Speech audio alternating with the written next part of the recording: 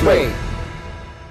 Sa headlines kan mga barata, PDRRMC kan Camarines Sur nasa red alert status para pagandaman ang paglaog ni Uwan sa Philippine Area of Responsibility. Mga ahensya kan gobyerno sa siyudad kang Naga nakatutok sa pagpreparar sa epektong dadarahon kan bagyo. DepEd Bicol nagpasunod ning work from home poon kasudmang udto. Joint Task Force sagip kang 9th Infantry Division Philippine Army 24/7 nang nakaalerto. Aldaw niya ning Sabado, balikan ta si mga nangyari kan nakalis na simana asin iba pang bareta nguy na aldaw. Ako po, si Cristina Valenzuela. Ngunya na may makusog na bagyong nagpapamati sa Kabikolan.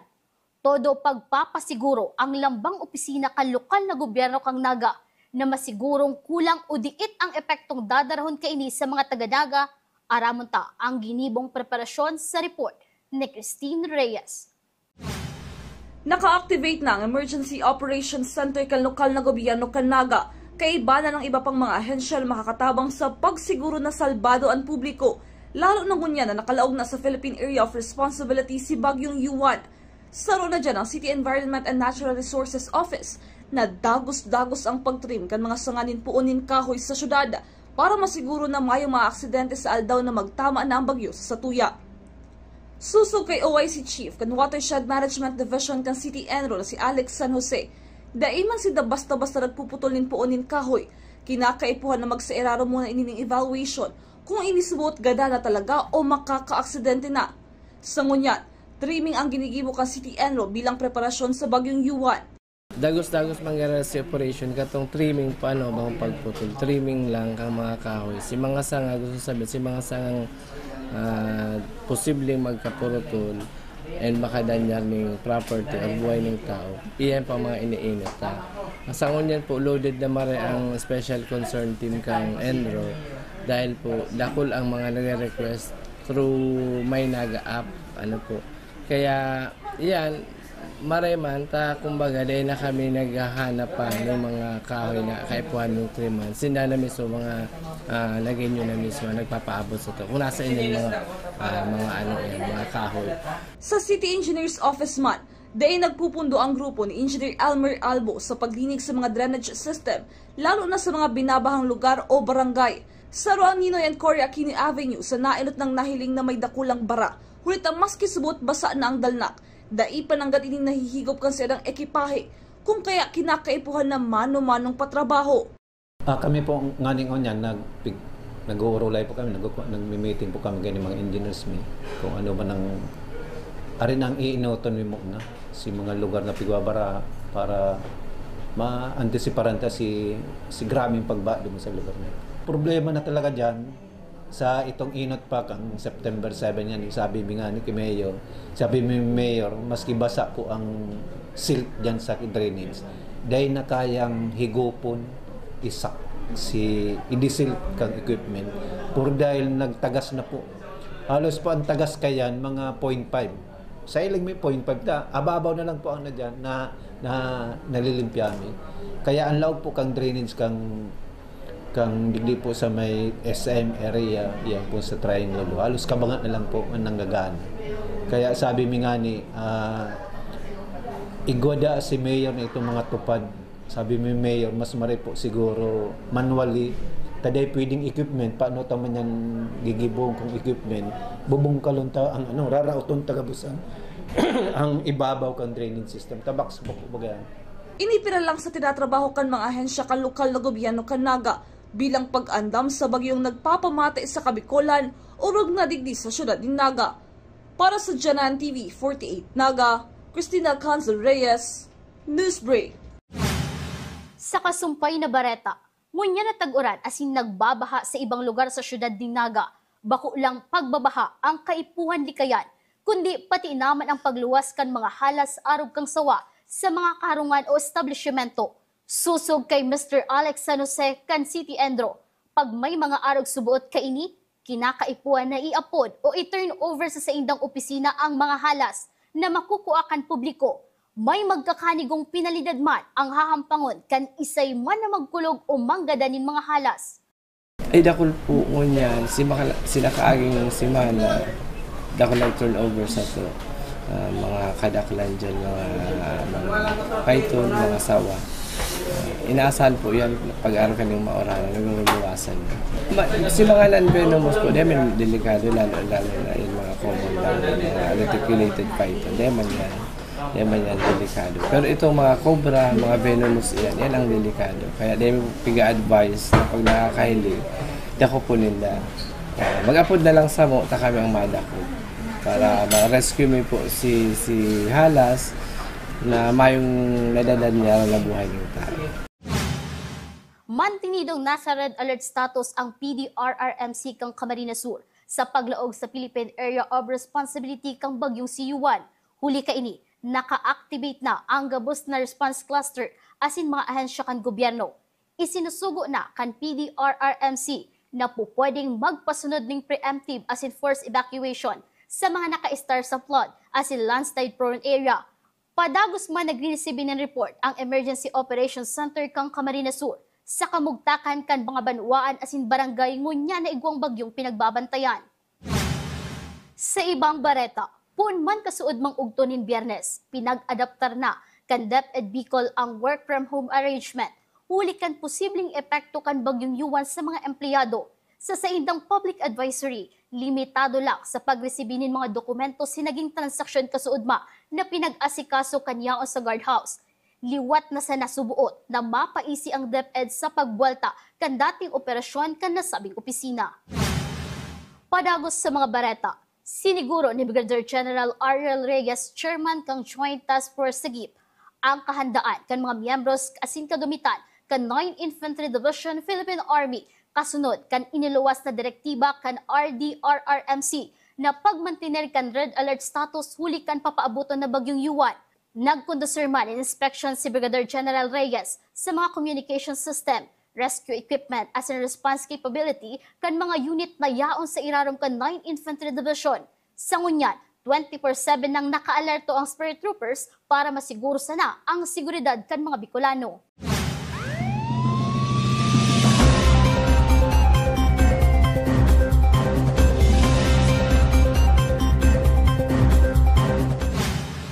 Mga unsolved cases, pinapatutukan ni Police Colonel Gilbert Fariñas, City Director kang Naga City Police Office. Uya ang sakuyang report. Haros sarong simana pa lang ang nakaagi, kan ma-reshuffle ang tulong Station Commander kang Police Station 4, 5 asin 6. Pinatutukan na nigdi ni Naga City Police Office City Director Police Colonel Gilbert Fariñas ang mga unsolved cases kang kada istasyon. Actually, ang guidance ko dun sa tatlong station natin kasi pag matagal na kasi yung isang station commander, medyo comfort zone na niya yun eh. So nagkakaroon ng hindi na maganda yung performance niya. Kaya nag-reshuffle tayo. Ang guidance ko doon is yung tignan niya yung mga unsolved cases kasi marami tayong unsolved cases na dapat bigyan tuon ng pansin natin. Sa Police Station 4, 4 na unsolved cases ang kaipuan trabahon kang istasyon. 2 digdi ang pinoproseso ng ma-file ang kaso. Alagad ang duwaman na natatada, ang hastangunyan hinahanap pa kang otoridad. Igwa po kita ma'am ning 4 na unsolved cases. And ang 2 po kita ma'am on the process naman pong i-file. Kundi kulang pa sa mga requisites na para ako sa piskalya. And may 2 po kita ma'am na still hinahanap ta kung sisay mismo ang responsable ito na insidente. So ngunyan ma'am on process pa po siya. Actually, recent months lang ma'am, niya lang na taon. So, padagos pa ma'am ang pagkulikta ta kay mga ebidensya, lalo itong mga testigo, importante ito, and mga physical evidences. Theft as in robbery ang mga kasong daipan na re-resolveran kang Police Station No. 4. Target ni OIC Station Commander Police Captain Hilguban na kapag nakakuha na sinda nin matibay na ebidensya laban sa mga suspect, tulos ining aaksyonan kang istasyon. Itong 2 ma'am is, ang sarok ito ma'am is robbery and ang sarok ma'am theft. Anyway ma'am, itong robbery is nag-conduct naman tayo ma'am ng crime scene processing na makakuha tayo ng fingerprints or any evidences na pwedeng makapagturo doon ma'am sa suspects. As long as ma'am na makakuha tayo ng matibay na ebidensya. Kasi di man yan na madali-dali dahil bako man pares yan mga inquest proceedings na talaga may hinahabol kitang oras. And sa ngunyan ma'am, isa at large po ang suspects, talagang kaipuhan taning matibay na ebidensya para makapagturo na siya ang responsable. Sa Police Station 6, theft as in carnapping man ang duwang kasong natatada na daipa na susolve. Alagad kampante si Police Captain Marlon Requillas, nangunya na si Mana, mareresolberan na kang estasyon ang kaso sa karnaping. Mantang sa theft, ang daipa aram kuno rin maisasampa ang kaso digdi. Actually, yung unsolved case naman ng Station 6, inabutan ko is dalawa lang naman. Isang theft and isang karnaping. So far yung karnaping namin is for filing, maybe today or tomorrow. So isa na lang ang natitirang unsolved. So hopefully masolve namin yun. Gagawa namin ng paraan para mabigyan ng justice yung biktima. Yung karnaping this week, maano namin yun. Yung theft, hindi pa namin masabi kasi actually mag-uusap pa kami ng investigator. Kasi nabisi tayo. Nag-take over kami is October 30. So November 30, 31, 1. So busy. So halos hindi kami nakakapag-usap pa. So ngayon, yun muna. Kakulangan ng ebidensya laban sa mga suspect ang rason kung taano da itulos na susolve ang sarong kaso. Para sa GNN TV 48 Naga, Cristina Valenzuela, Newsbreak. Sa iba pang police report, padagos ang pagpasunod kang Camarines Sur Police Provincial Office sa direktiba kan pamayukan PNP mapadapit sa Enhanced Management Police Operation na kaipuan pakusugon ang kampanya kontra sa mga iligal na aktibidad sa mga probinsya. Ang mga personang imbwelto subuot sa iligal na droga asin mga badil ang sa indang pinag-a-applyan ni search warrant. Ayun po, tayo patuloy na umaaksyon sa direktiba ng ating Chief PNP regarding ito doon sa Enhanced Managing Police Operation na kailangan paigtingin natin ang operasyon na kontra sa mga illegal na mga gawain dito sa ibaba. Ngayon ay yung mga monitor natin na personalities na involved sa illegal drugs at mayroong mga barel, yun po ay ina-applyan natin ng search warrant. And luckily kahapon mayroon tayong nahuli, nag-positive yung search warrant operation at nakakuha tayo ng ilang shabu at may barel. Sa iba pang bareta, duwang aldaw na Naga College Foundation Jexplore 2025 nagwalat ning dagdag kaaraman sa mga nag-attender ng mga estudyante. Ang detalye sa report ni Campus Correspondent Jobert Azur. Dusok sa adal asin inspirasyon ang ginibong duwang aldaw na Jexplore 2025 sa Naga College Foundation kanakaaging Webes asin Biyernes. Sampok sa programa ang man iba-ibang topic natudgan mga imbitadong speakers na naghiraskan sa idang expertise sa lado kan academic, leadership, communication, media, entertainment asin iba pa. Ang pinaka-obheto kan nasabing programa ipinaliwanag kan project chair na sinda Ma'am Bethany Abad asin Mr. Dan Roldan. We come up with the idea that why not we celebrate GEC itself. So we agreed that we will be having our annual GEC Day, and to celebrate it, we will organize an alternative class program for our GEC students, where our students will learn from real-world practitioners and storytellers to have a new perspective about different topics. We combined GEC and then Explore because we want students to step outside the classroom, to explore beyond the four corners of our classrooms. Jexplore improves the academic and personal development of students. When it comes to academic development, we have seen that students learn not just what is being written inside the book, but of course when it comes to interacting and having the experience in the real world experiences.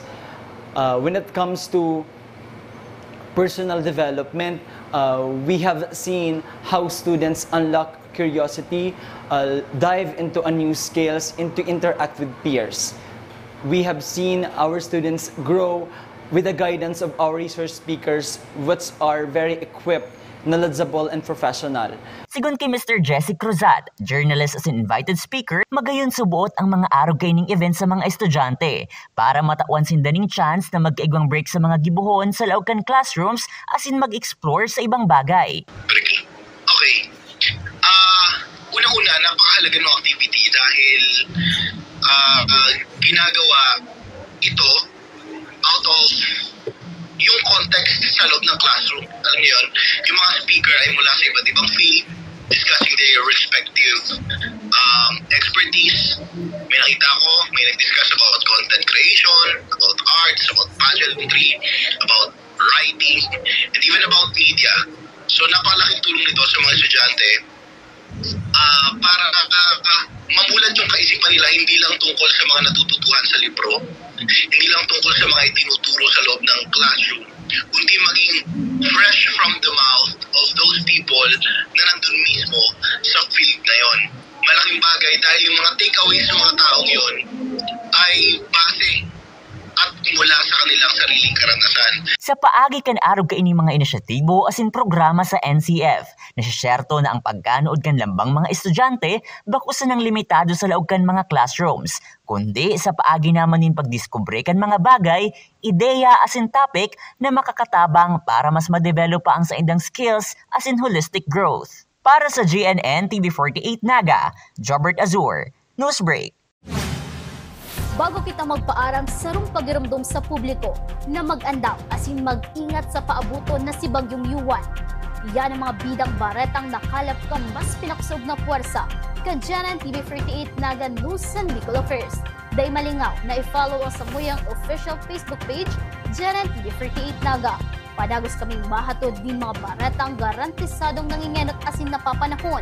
I-hit ang subscribe button sa samuyang official YouTube channel GNN TV48 Naga para updated kita sa mga bareta asin istoryang bidaan Bicolano maski aldaw ni Sabado.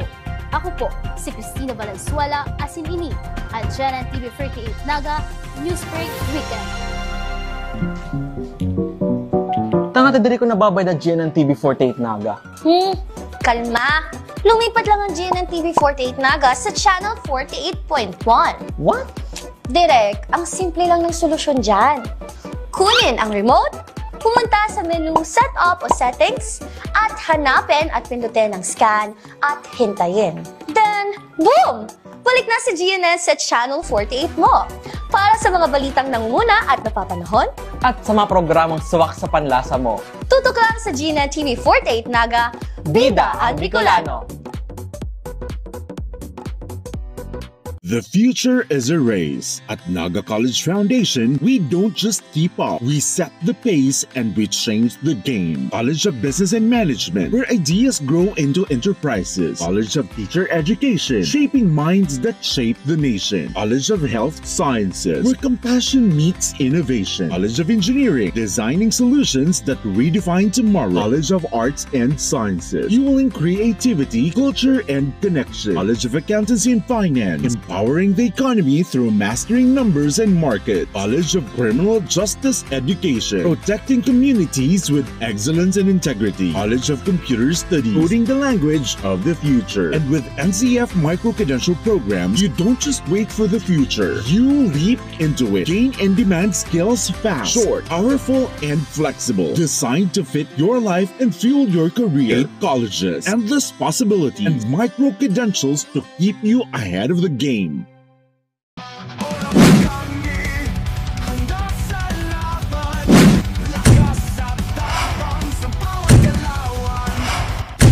Ano, morag ka?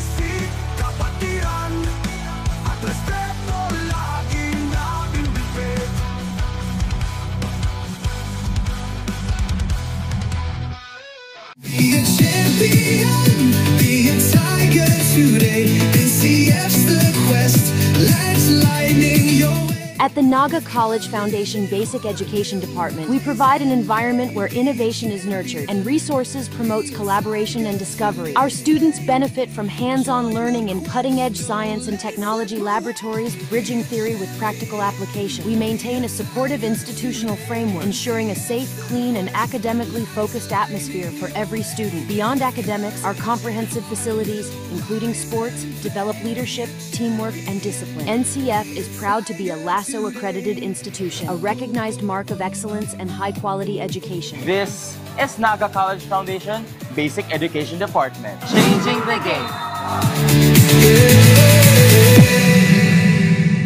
At NCF, we're all about that holistic grind. Hands-on training, real-world experience, and affordable education that gets you industry ready.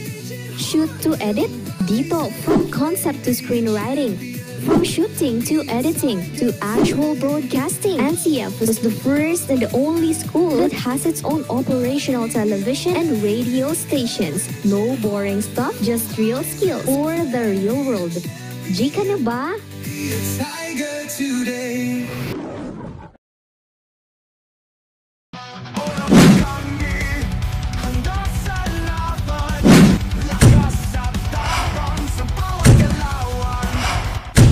Ano, morag ka?